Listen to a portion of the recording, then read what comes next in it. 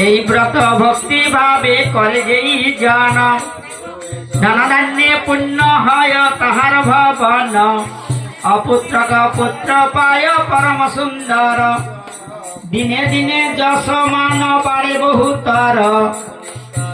এত শুনি নমস্কার করি সদাগর বিনয় বচনে কহে জুড়ি দুই কর কৃপা করি কহ রাজা গতের বিধান মনেতে বাসনা করি গত অনুষ্ঠান তারপর সদাগর রাজার মুখেতে বত বিধি শুনিয়া হইল ভালো মতে গৃহেতে ফিরিল সদাগর হিষ্ট মতে কিছুদিনে ভাজ্যা তার হল গর্ভবতী গর্ভপূর্ণ হলে এক তনয়া জন্মিল শুক্লপক্ষ চন্দ্র সম বাড়িতে দাঁড়িলাম জাতকর্ম সমাপন করি যথা বিধি নিজে রাখিল তার নাম কলাবতী একদিন বুঝিব যখন দেব কন্যার বিবাহ এই রূপে আশ্রাইয়া ভাজ্যারে তখন নগরের পানে শীঘ্র করিল গমন হইল বিবাহ যজ্ঞা কন্যা কলাপতি মনে মনে সদাগর চিন্তানিত হতে বন্ধুগণ সনে পাত্রের সন্ধান হেতু পাঠাইল চর আজ্ঞাপে চরয়তি হরষিত মন কাঞ্চন নগরে শীঘ্র করিল গমন তথা হইতে লয় এক বণিকের সুত বণিক ভবনে শীঘ্র হল উপনীত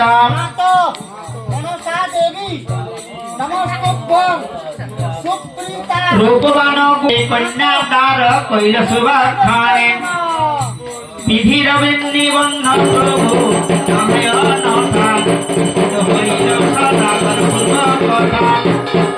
ব্রহ্মবশে সত্য নারায়ণ না পুজিল দয়াল ঠাকুর তায় কুপিত হইল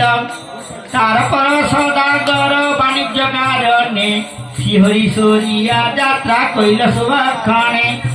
সিন্ধুতুরে রত্ন সার নগরে যাইয়া বণিক বাণিজ্য করে জামতা লইয়া চন্দ্রকেতু রাজা হয় নরাবতী নগরাধিপতি নির্মাণ করিল পুরী মনোহরয়তে প্রতিজ্ঞা করিল ভঙ্গ বিস্তৃত কারণ কুপিত হইল প্রভু সত্যনারায়ণ দয়াল ঠাকুর তারে দিল অভিশাপ আজ হতে কিছু কাল পাইবে সন্তাপ সেই দিন রাজধন করিয়া হরণ সে পথে তস্কর এক করে পলায়ন চক্ষুরনি রাজনুচার আসি সে ধন পাইলাম নিকটে দেখিয়া দুই বণিক নন্দ গিয়া করে নিবেদন আনিয়াছি দুই চোরে করিয়া বন্ধন শাস্তির বিধান এবে কর মহাশয় এত বলি কর জোড়ে দাঁড়াইয়া রয়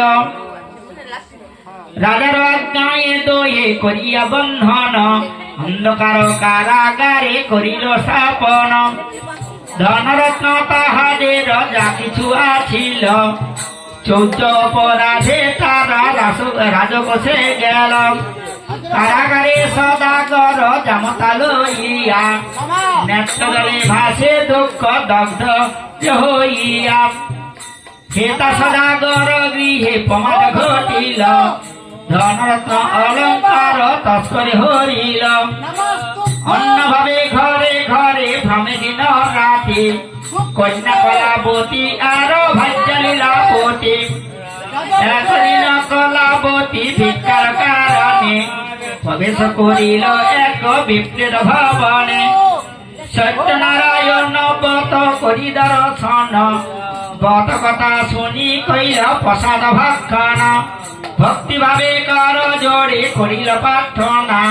সত্যনারায়ণ দেব করহ করুণা দয়াল ঠাকুর তুমি বিপদ ভঞ্জন দয়া করি কর মোর